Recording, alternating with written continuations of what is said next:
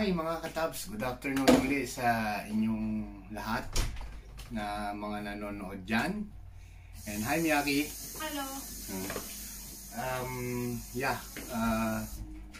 Samahan nyo ko uli ngayon. Magluluto tayo ng medyo iba naman. Gutom na gutom ka. Yan, magsabi ka muna. Magluluto tayo ng pork belly with black bean sauce na may tokwa din siya and yung bok choy, ano? Natikman ko tong pagkain na to nung nag-stop over kami sa Taiwan. Natikman ko siya doon, kumain kami sa airport lang naman, sa restaurant. Natikman ko na yun, kung sarap, gayahin ko nga yung luto. Nakuha ko naman yung lasa. Kaya, yan, let's try uli na iluto. Standby lang kayo yan. Again, mga katabs, ang mga sangkap na kakailanganin natin is ito, yung pork belly. No? Mas maganda kung may layer siya. At mas maganda rin siya iluto, mga katabs, kung sa pressure cooker, ipa-pressure cooker nyo to. Kasi, ang tendency niya is yung texture niya malambot na pero buo pa rin. Hindi katulad sa pag sa kawali lang kasi or sa kasirola, syempre matagal kulo, natutunaw na yung fat niya, nawawala na yung layer ng karne niya. So mas maganda kung i-pressure cooker, pero hindi rin tayo gagamit ng pressure cooker ngayon dahil nga pakawali na lang, konti lang naman. Tapos yun, yung nagbablog tayo, yung pork belly, tapos ito yung tofu, no? Pinaprito ko na kanina para hindi sabay-sabay. Lalagay na lang din natin tong tofu pag okay na siya, yung luto na. And then, nasa na yun? Nandito. Ayan. Ito yung tausi, yung black beans na salted, fermented black beans, yan. Tapos ito yung sidings niya rin na bok choy. Pagluto na rin to. And then coriander leaves. Ito nga yung mga stocks ko sa freezer. Pinipreeze ko kasi madaling masira malanta. So pag marami ako, ginagawa ko, pinoportion ko na and then pinipreeze ko para at least anytime meron. Tapos meron din tayong star anise. Siyempre yung sibuyas at bawang uli natin. So mag-start na tayo.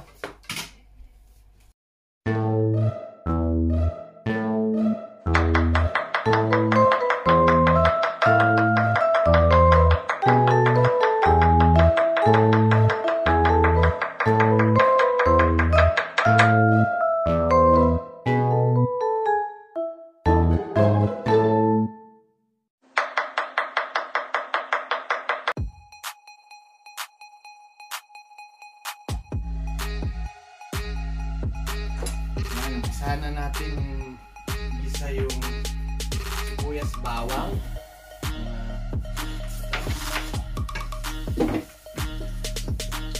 Sabay na natin ang sibuyas bawang. Habang nagigisa siya, iwain naman natin yung pork belly.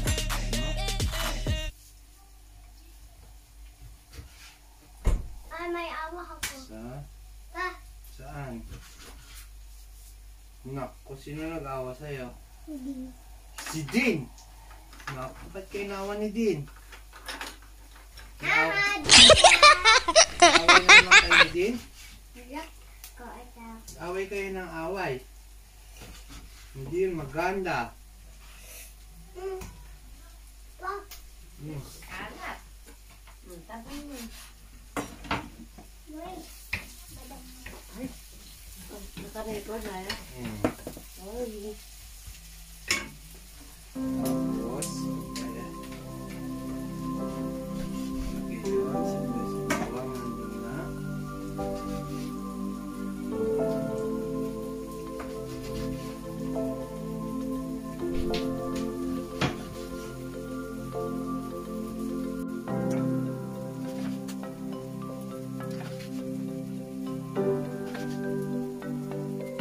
Lagyan na rin natin mga katabs ng sarangis. Siya ng baboy.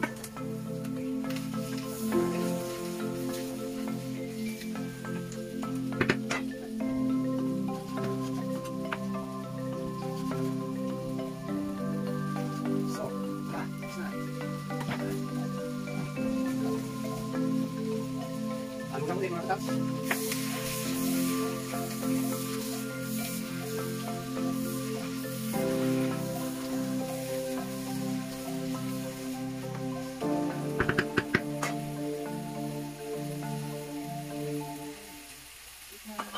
Lagyan natin siya ng oyster sauce. So,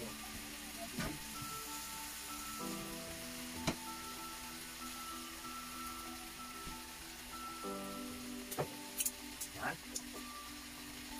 Yan. Ito ko yung soy sauce. Konti.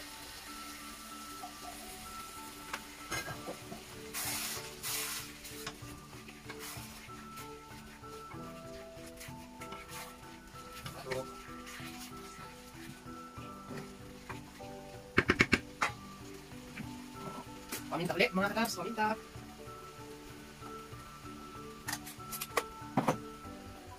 Konting asin.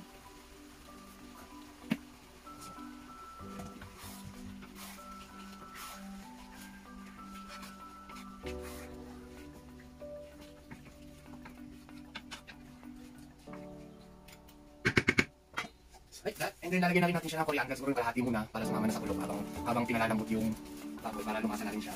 Yung kalahati muna yung lalagay ko.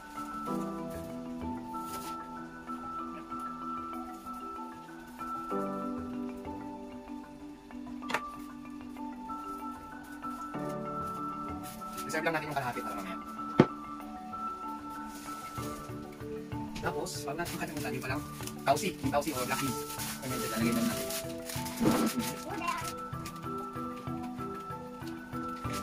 Again, yung mga katabs, yung exact measurement, kung interesado na kayo, mag-PM na lang kayo or dyan comment kung gusto nyo malaman yung exact measurement kung niluluto natin. Yun rin, nagugulo lang ako na dyan.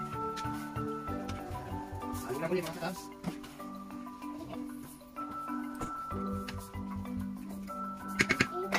Lagyan natin siya ng konting tubig. Para habang pinalalambot, konti lang.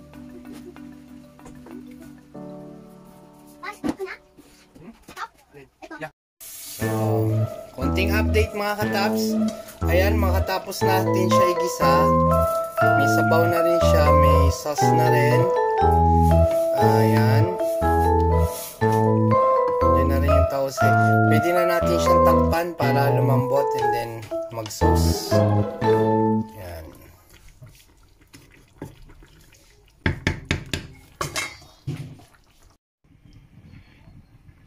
Konting update uli mga katabs. Ayan na siya. Kumukulo na. Yan. Nakalimutan ko rin palang sabihin o kanina na idagdag.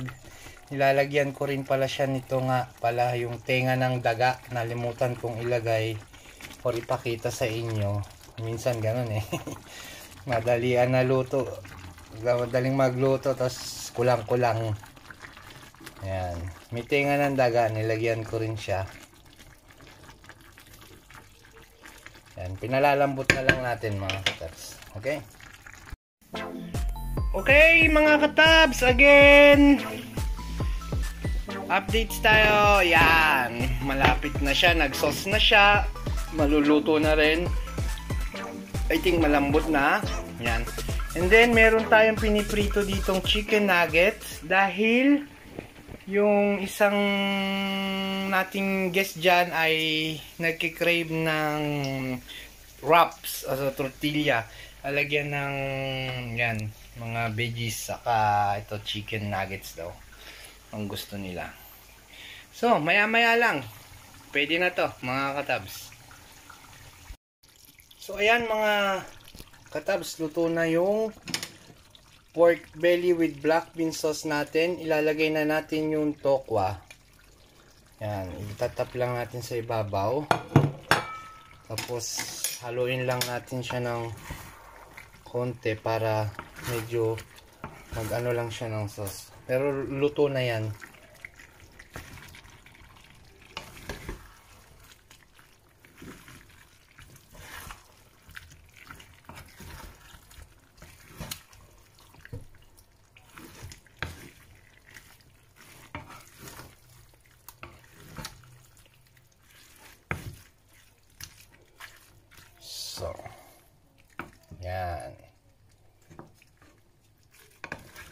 Luto na yan mga katabs.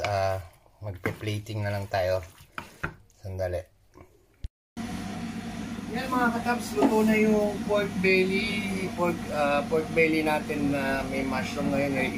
Prepare naman natin itong bok choy, no? Hugasan muna natin and then hugasan lang natin siya, lagay dito, buhusan natin ng hot water para ma-blanchirin lang siya.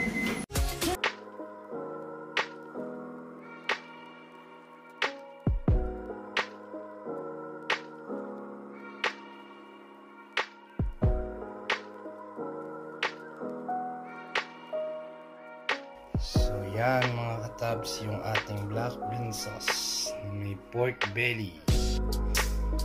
Okay, kain na!